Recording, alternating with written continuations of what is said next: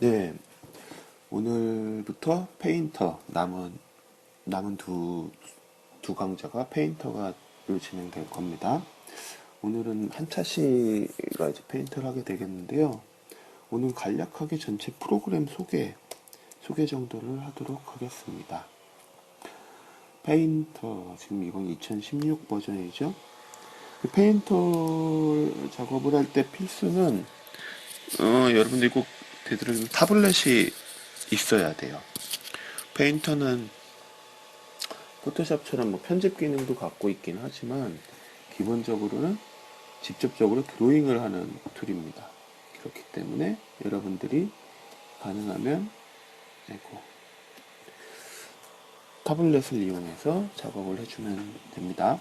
이 작업을 하기 앞서 여러분들이 타블렛 쓰는 습관을 이 프로그램에 기록하기 위해서 이 풀다운 메뉴의 에디트, 편집 부분, 에디트의 프리퍼런스, 설정이죠. 여러가지 설정을 할 수 있는데 그 중에 브러쉬 트래킹 해보십시오. 이 스케치패드에 여러분들이 그냥 드로잉을 하듯이 라인을 좀 그어보는 겁니다. 그럼 오른쪽에 압력과 아웃풋, 펜 프리셔에 대한 설정이 나오죠. 내가 평소에 약하게 작업한다면 펜 압력이 거기에 맞춰질 거고, 강하게 작업하는 스타일이면 거기에 맞춰지겠죠. 그렇죠? 그래서 여러 번 작업을 해보세요. 그리고 확인됐으면 OK를 누르고. 자, 구조는 포토샵이랑 상당히 비슷하죠. 왼쪽에 브러쉬 툴, 드로퍼, 컬러 피커겠죠. 페인트 버킷, 그리고 뭐 지우개 이렇게 있고, 이 밑에는 선택 영역 있겠죠. 포토샵의 아이콘이랑 상당히 비슷하죠. 그리고 간단한 타이포그래피나 마스크, 뭐 벡터 덩어리를 그릴 수 있는 포토샵이랑 상당히 비슷한 형태를 취하고 있습니다. 그리고 이거는 패턴이나 이미지 노즐, 이건 이미지 페인트 노즐이 되겠네요. 뿌려주는 것. 그리고 이건 패턴, 페인터, 그러니까 직물 창이 될 거고, 이건 브러쉬 룩스, 브러쉬의 모양 형태를 고를 수 있는 창이 있습니다. 그리고 오른쪽에 보면 가장 많이 쓸 것 같은 컬러 창이 있죠. 요거는 원형이 뭘까요, 이게? 색상이 되겠죠. 색상과 채도와 명도, 채도와 명도가 다 여기서 이루어질 수가 있겠죠. 어떻게 보면 상당히 이상적인 형태입니다. 그 외에 뭐 믹서 창도 있고, 여기서 컬러를 직접 섞으면서 색을 가져오는 창이 있고, 컬러셋 라이브러리, 이렇게 포토샵이랑 비슷하죠. 라이브러리에서 가져올 수가 있습니다. 여러 가지 또 컬러 라이브러리 보는 방식이라든지 라이브러리의 종류가 또 있네요. 딴 데서 가져올 수도 있고 빼낼 수도 있고, 그렇죠? 그리고 보통은 이 컬러 창을 많이 쓰겠죠. 그리고 요거는 레이어 창. 지금 아무것도 없으니까 레이어가 아무것도 없는 상태가 되겠죠. 이것도 비슷해요. 프리저브 트랜스페어런시, 투명 영역을 록 시키는 것. 이건 좀 특이한 경우인데 픽업 언더라잉 컬러, 그러니까 밑에 있는 색이 올라오는 겁니다. 나중에 드로잉을 해보면 여러분들이 뭐 직접 드로잉을 하면서 느낄 수가 있을 거예요. 어퍼서티는 뭐 알고 있겠죠. 그리고 이거는 레이어 합성 모드겠죠. 합성 모드. 이거는 선택 영역, 선택에 대한 얘기예요. 나중에 천천히 차근차근 해보기로 하고, 아이콘이 약간 다르긴 하지만 포토샵의 그것이랑 그렇게 많은 차이는 없습니다.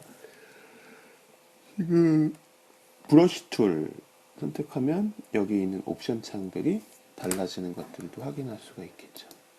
스포이드 툴, 페인트 버킷 툴 하면 또 여기 달라지고. 자, 한번 파일을 하나 만들어 볼게요. 파일, new. 그래서 파일을 하나 만듭니다.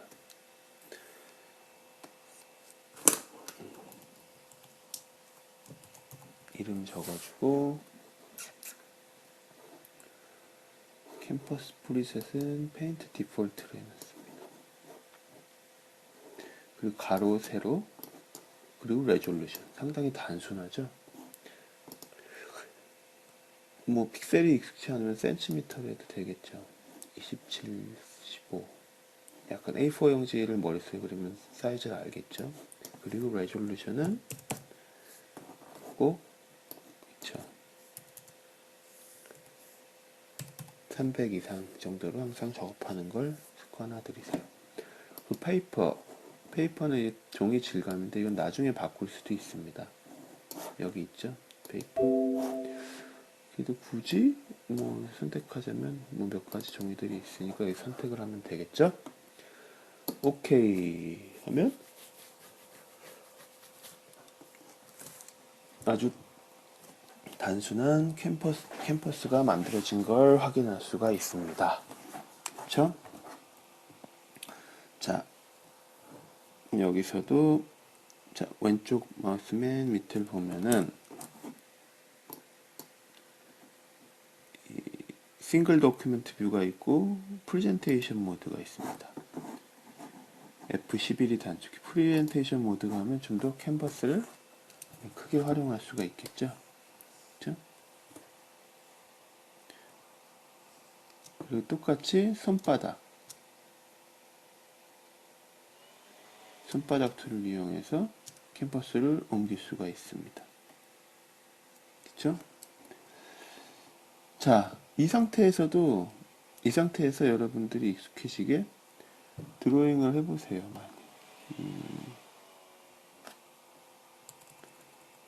드로잉을 해보세요. 근데 이게 손이 맞지 않다 그러면 아까 처음에 얘기했던 항상 이건 여러 번 해줘도 됩니다. 프리퍼런스에서 브러쉬 트래킹을 해서 나의 성향을 여기 적용을 시키는 거죠.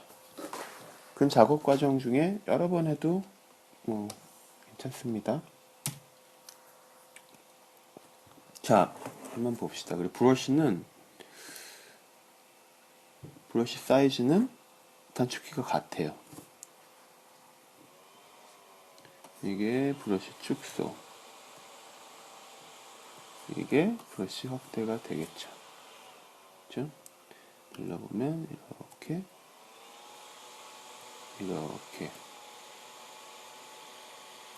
자, 지금 커서 모양을 보면은 이건 캘리그래피 브러쉬인데 그럼 기울기도 얘가 적용이 됩니다. 커서가 돌아가는 게 보이죠? 그리고 압력이 분명히 감지되는지를 확인해 보세요. 브러쉬 성향에 따라 다르지만 압력이나 기울기가 적용이 안 됐으면 타블렛에 설치할 때 제대로 설치가 되지 않은 겁니다. 그거는 항상 인지를 해 놓으세요.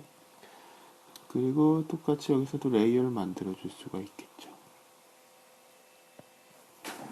자, 여러분들이 다음 시간까지 열심히 해줘야 되는 건 바로 여기에 있습니다. 여기 지금 캘리그래피 브러쉬로 되어 있죠. 펜 앤 펜슬 안에 캘리그래피 브러쉬. 자, 이 앞에 펜 앤 펜슬스가 큰 카테고리예요. 왼쪽에 보이는 큰 카테고리 있죠. 아크릴릭 앤 과슈. 여기에는 아크릴릭 젤 워시, 디테일 어퍼, 캡처드 브리스트 뭐 여러 가지가 있습니다. 여러분들이 해줘야 될 건 얘네들 되도록이면 한 번씩은 다 써보세요. 재밌겠죠? 네. 아티스트 오일 하면 이 안에 블렌더블리티스 뭐 여러 가지가 또 있죠.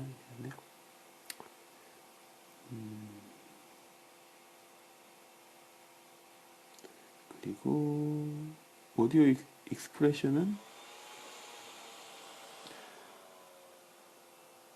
이건 기능이 있어도 거의 쓰질 않아서, 그래서 한번 생소한 브러쉬네요. 저도 블렌더는 뭘까요? 네, 색을 섞는 겁니다. 기본적으로 초크, 파스텔 앤 크레용. 자, 여러분들은 여기서 많이 쓰이겠, 여기 있는 것들을 많이 썼으면 좋겠어요. 특히 오일 파스텔이나 뭐 청키 오일 파스텔, 이게 기본 드로잉 할 때 제일 많이 쓰이는데, 그 이유는 이 램을 적게 먹어요. 그러니까 오류가 날 일이 별로 없어요. 보통 크게 브러쉬 사이즈를 크게 하고 걷을 때 오류가 많이 나는, 그러니까 램 점유율이 많은 브러쉬는 바로 다이렉트하게 그림이 안 그려지겠죠?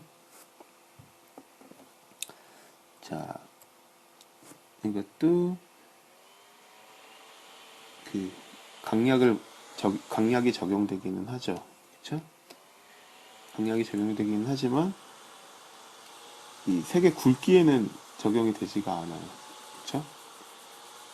그리고 자세히 보면 이렇게 칠해보면 지금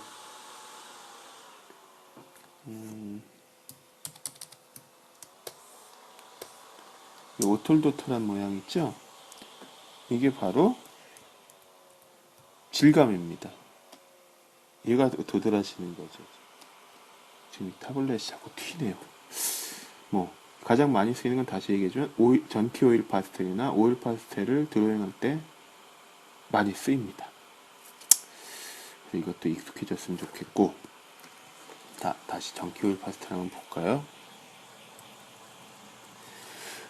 그 포토샵의 채색이랑 좀 다른 게, 포토샵은 알트를 여기서도 알트를 찍으면 픽업 컬러가 됩니다. 근데 포토샵에서는 두 색을 블렌딩 할 때 알트를 이용해서 계속 둘을 섞어줬지만, 페인터에서는 뭐 드로잉마다 다르겠지만 이 필압에 의해서 색을 블렌딩 해줄 수가 있습니다. 이런 식으로. 뭐 성향에 따라 다르겠죠. 여러분들이 쓰는 성향에 따라서. 근데 이거는 페인터 같은 경우는 간단하게 필압을 이용해서 색 블렌딩을 익숙하게 해줄 수가 있습니다. 그리고 페인터라는 프로그램 자체는 성향 자체가 여러 가지 이런 드로잉 매체에서 매체의 특성을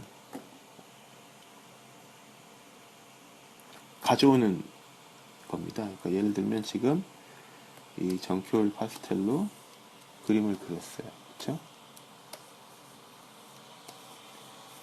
여기다 그림을 그린 다음에는 예를 들면 디지털 워터 컬러 색을 칠해요. 수채화로. 여러분들 파스텔로 그림을 그리고 수채화로 색을 칠하면 어떻게 되죠? 네, 서로 섞이지가 않아요. 수채화 그 위에 올라가는 느낌이죠. 예를 들면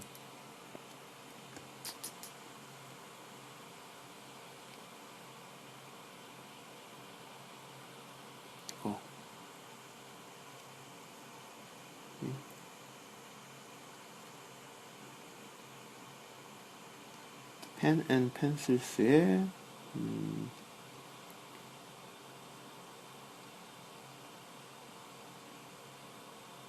커브 펜슬을 쓴다고 봅시다. 커브 펜슬을 써서 크게도 그렸네요. 그쵸?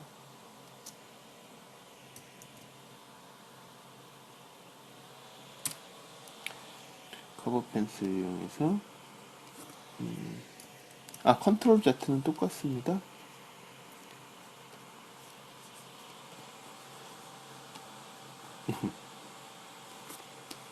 지금 이것도 지금 브러쉬에 필압이 적용돼 있죠.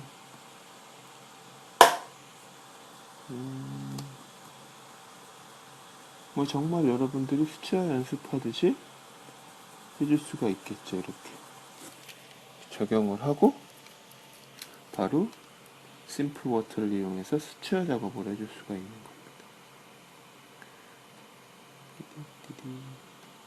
자, 이렇게 찾는 거 너무 귀찮죠. 그때 그쵸?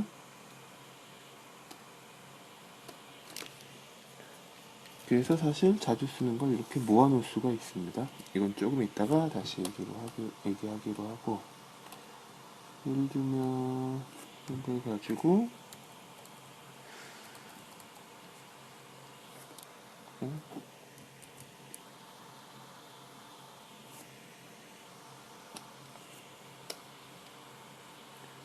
치워줄 수가 있겠죠. 마치 수채와 물이 먹는 것처럼 같은 레이어임에도 불구하고 섞이지는 않습니다. 그렇죠?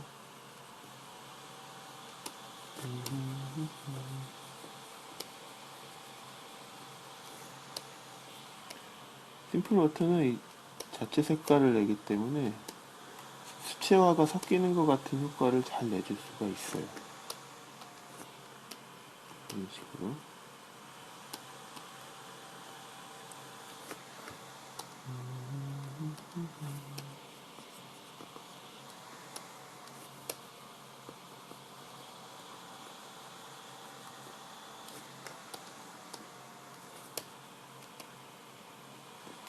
색 발색이 좋기 때문에 이렇게 섞어줄 수가 있습니다.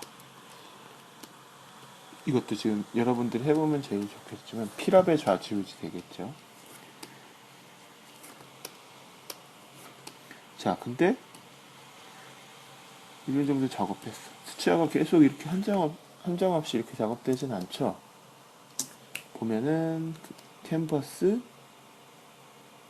레이어, 드라이 디지털 워터 컬러가 있어요. 지금 디지털 워터 컬러 하고 있죠. 드라이 디지털 워터 컬러 하면 그 다음에는 같은 레이어인데 색이 겹쳐집니다. 이 위에.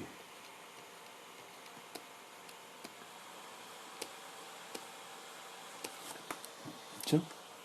그러면은 만들어 볼까요?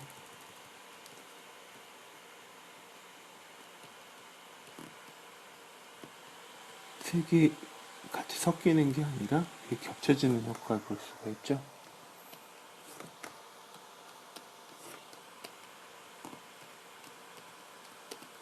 이런 식으로 또 드라이 할 수가 있겠죠. 레이어, 지금 드라이 디지털 워터 컬러 툴을 하고 있죠. 여러 가지가 있어요. 또 wet entire water color layer, dry water color layer, dry digital water color layer. 그러면 처음에는 복잡해서 사용하기가 그렇게 수월하지는 않을 거예요. 익숙해질 때까지는. 근데 지금 과제라면 지금 시연을 한 디지털 워터 컬러, 워터 컬러랑 그렇죠. 초코 앤 파스텔 이런 것들을 좀 중점으로 테스트를 많이 해보세요.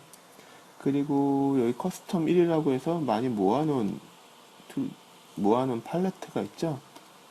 이거는 여러분들이 그냥 자주 쓰는, 예를 들면 디지털 워터 컬러 마음에 들어서 많이 쓸 것 같아요. 그럼 쉬프트를 누르고 드래그를 하면 됩니다. 그럼 그대로 만들어져요. 그냥 쉬프트 드래그. 또 초크 앤 파스텔 이쪽에서 정키 오일 파스텔 많이 쓰는 것 같다. 그러면 쉬프트하고 드래그. 네. 시간이 없어서 이렇게 더 길게 하지는 못하겠네. 다음 차실 때 좀 더 자세히 알아보기로 하고, 일단 여러분들은 여기 있는 브러쉬들을 되도록이면 전부, 가능하면 하나씩은 전부 한 번씩은 이용을 해보세요. 그리고 다음 차실 때 페인터에 대해서 좀 더 자세하게 들어가겠습니다. 네, 수고했습니다.